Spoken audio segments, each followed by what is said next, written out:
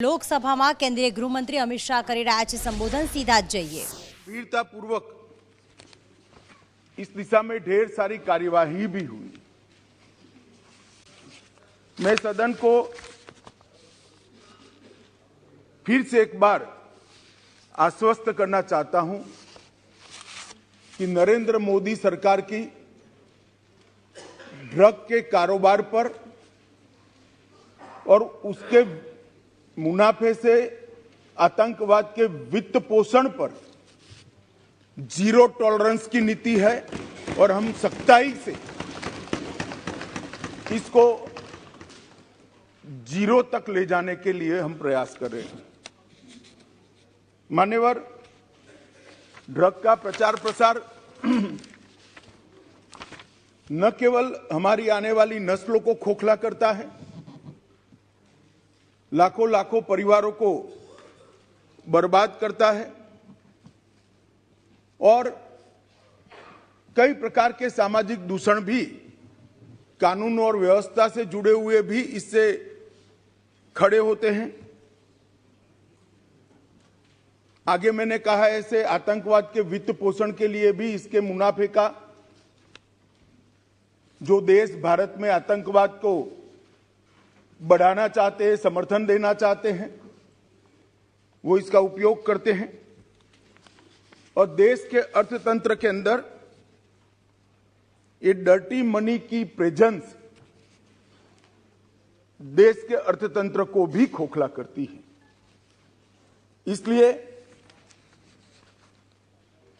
जो नरेंद्र मोदी जी ने, देश के सम्मानीय प्रधानमंत्री जी ने गृह विभाग के सामने एक लक्ष्य रखा है, नशा मुक्त भारत का, मैं निश्चित रूप से इस सदन को आश्वासन देना चाहता हूं, आश्वस्त करना चाहता हूं कि लक्ष्य की पूरी परिपूर्ति के लिए हमारी ओर से कोई कसर नहीं छोड़ी जाएगी। मान्यवर, ये लड़ाई न केंद्र की है, न राज्य की है, न कोई एक विभाग की है। केंद्र सरकार और सभी राज्य सरकार और केंद्र शासित प्रदेशों ने मिलकर ये लड़ाई लड़नी पड़ेगी, क्योंकि इसका परिणाम लाना है तो बहुआयामी लड़ाई लड़े बगैर ये परिणाम नहीं आ सकता है। बॉर्डरों को से भी ड्रग की एंट्री को रोकना पड़ेगा, एयरपोर्ट और बंदरगाहों से भी ड्रग की एंट्री को रोकना पड़ेगा। रेवेन्यू डिपार्टमेंट ने भी सतर्कता के साथ इन टोटो जो योजना बनी है इसका एक हिस्सा बनकर एग्रेसिवली काम करना पड़ेगा। नारकोटिक्स कंट्रोल ब्यूरो और राज्य की एंटी नारकोटिक्स सारी एजेंसियों ने भी एक पेज पर रहकर काम करना पड़ेगा। इसके साथ साथ पुनर्वसन और व्यसन मुक्ति के लिए समाज कल्याण विभाग और हेल्थ डिपार्टमेंट ने भी साथ में रहना पड़ेगा। इसके सभी आयामों को अगर हम एड्रेस करते हैं और सभी आयामों को ये लड़ाई के अंदर एक समान तीव्रता से जोड़ते हैं, तभी जाकर हमारा ड्रग फ्री इंडिया का स्वप्न साकार हो सकता है। मान्यवर, ये बहुत महत्वपूर्ण बात है कि लड़ाई केंद्र सरकार और राज्य सरकारों ने मिलकर लड़नी है। हमारे संघीय ढांचे में राज्य सरकारें कई सारी पार्टियों की होती है, कई बार केंद्र में भी मिली जुली सरकारें आती हैं, परंतु मैं आज ये बात सदन के सामने स्वीकार करना चाहता हूं कि जहां तक ड्रग के खिलाफ लड़ाई का सवाल है, देश की सभी राज्य सरकारों ने केंद्र सरकार के साथ कंधे से कंधा मिलाकर ये लड़ाई को गंभीरता के साथ लड़ा है। और जो भी योजनाएं गई, जो भी सूचनाएं गई, उसका इरिस्पेक्टिव ऑफ पार्टी पॉलिटिक्स और irrespective of party in power सभी राज्यों ने बहुत अच्छे ढंग से अमल भी किया है। इसलिए कम से कम एक मुद्दा ऐसा है जिसमें तरीकों में थोड़ा बहुत बदलाव राज्य की जियोग्राफिकल सिचुएशन और आर्थिक व्यापार करने की पद्धति को लेकर हो सकता है, तरीकों में बदलाव, परंतु इसमें कोई मतभेद नहीं है, सब एक पेज पर है। मान्यवर, जहां तक बॉर्डर के राज्य हैं, कल सभी बॉर्डर के राज्यों के सदस्यों ने गंभीरता से विषय रखा है। मैं स्पष्ट कर देना चाहता हूं कि बॉर्डर से ट्रेड का सवाल है। पाकिस्तान के साथ अभी कोई ट्रेड हमारा बॉर्डर से नहीं होता है, इससे ड्रग आने का सवाल नहीं है, परंतु इससे हमारी दिक्कतें समाप्त नहीं होती। ड्रोन से आता है, तस्करी से आता है, सुरंगें बनाकर भेज देते हैं, बंदरगाहों के माध्यम से आता है, एयरपोर्ट से माध्यम से आता है। तो व्यापार बंद करने से इस समस्या का समाधान नहीं आया है।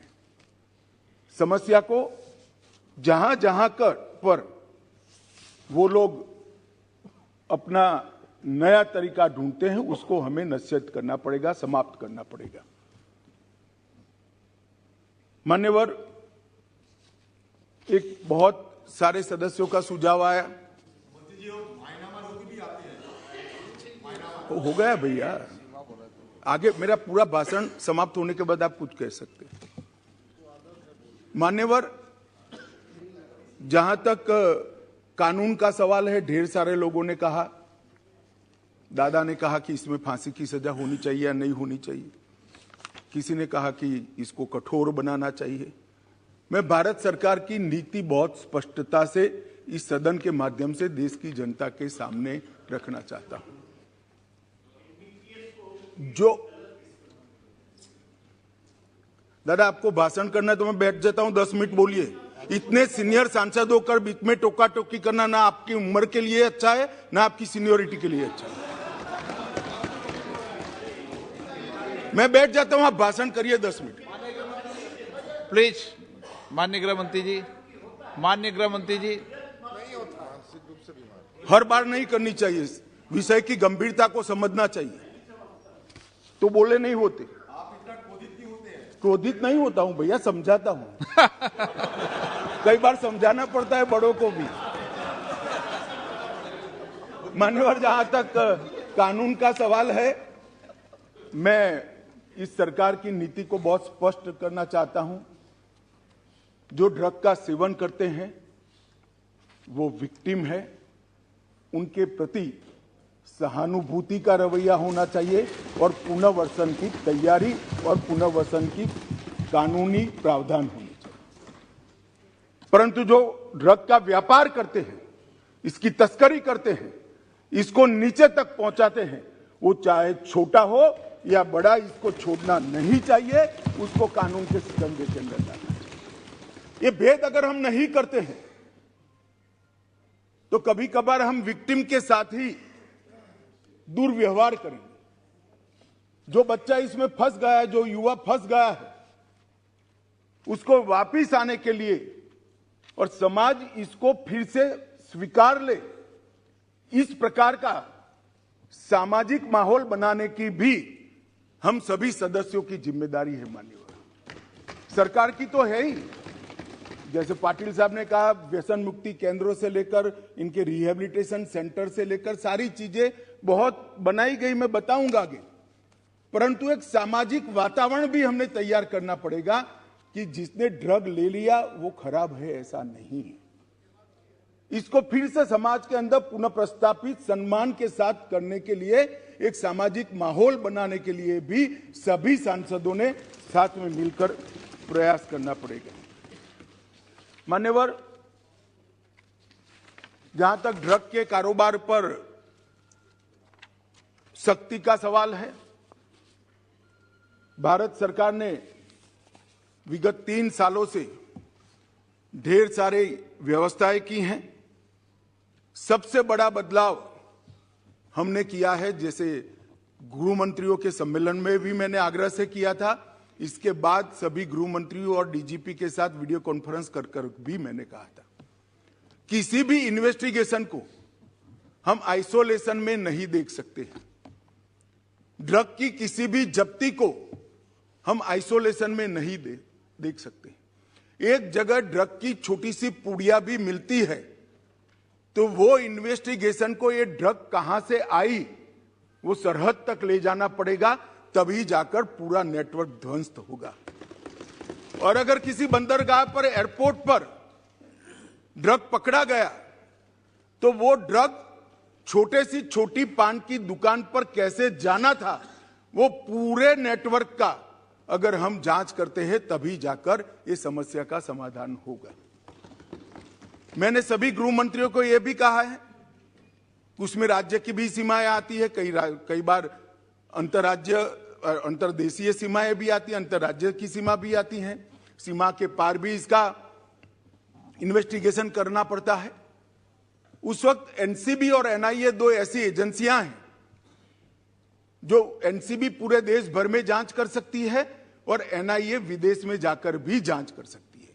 इसीलिए जब एनआईए का कानून हम लेकर आए तब उसमें ड्रग के कारोबार को हमने डाल दिया था।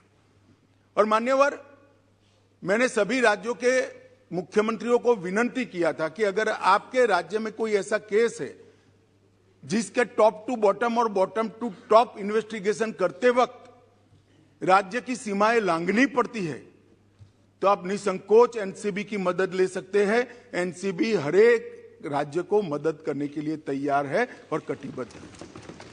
और अगर वो इन्वेस्टिगेशन देश की सरहदों के बाहर जाता है तो आप वो इन्वेस्टिगेशन के लिए एनआईए की भी मदद ले सकते हैं। एनआईए आपकी मदद करने के लिए तत्पर है। और मुझे आनंद है मान्यवर, लगभग 42 इन्वेस्टिगेशन राज्यों ने एनसीबी या एनआईए को दिए हैं और सफलतापूर्वक पूरे नेटवर्क को ध्वस्त करने के लिए आज तीनों एजेंसियां, राज्य की, एनआईए और एनसीबी आगे बढ़ रही है और इसके बहुत अच्छे परिणाम भी हमने मिले हैं। और राज्य के सहयोग से केंद्र का नारकोटिक्स के सामने लड़ने की गति भी दुगनी हुई है और उत्साह भी दुगना हुआ है। मान्यवर, एनसीबी और एनआईए को जो केस सौंपे गए वो केसों को हमने राज्य की एजेंसियों को साथ में रखकर भी इन्वेस्टिगेट किया है। मान्यवर, अभी एक गोल्डन ट्रायंगल और गोल्डन क्रिसेंट का उल्लेख आया। मैं थोड़ा अप्रोच बदलने की बात करता हूं। एक गोल्डन ट्रायंगल जिसमें दक्षिण पूर्व एशिया के देश हैं, गोल्डन क्रिसेंट ईरान, अफगानिस्तान और पाकिस्तान है। ये ड्रग के व्यापारियों ने उसको गोल्डन ट्रायंगल और गोल्डन क्रिसेंट नाम दिया है। मैं जब भी बैठक में इन क्षेत्रों का शब्द प्रयोग करता हूं तब डेथ ट्रायंगल और डेथ क्रिसेंट कर ही करता हूं। ये मौत का व्यापार करने वाले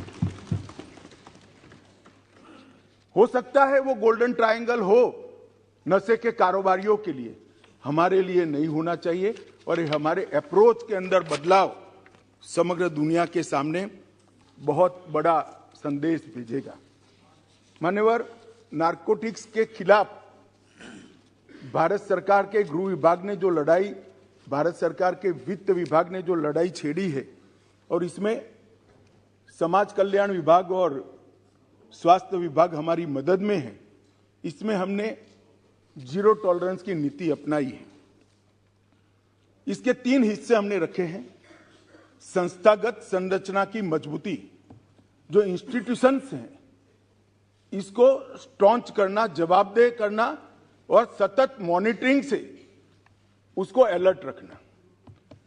सभी नार्को एजेंसियों का, जिसमें स्टेट की नार्को एजेंसी भी आती है मान्यवर और केंद्र की भी सभी डिपार्टमेंट आते हैं, उनका सशक्तिकरण और समन्वय, उनको एम्पावर करना और सबके बीच में कोऑर्डिनेशन बढ़ाना।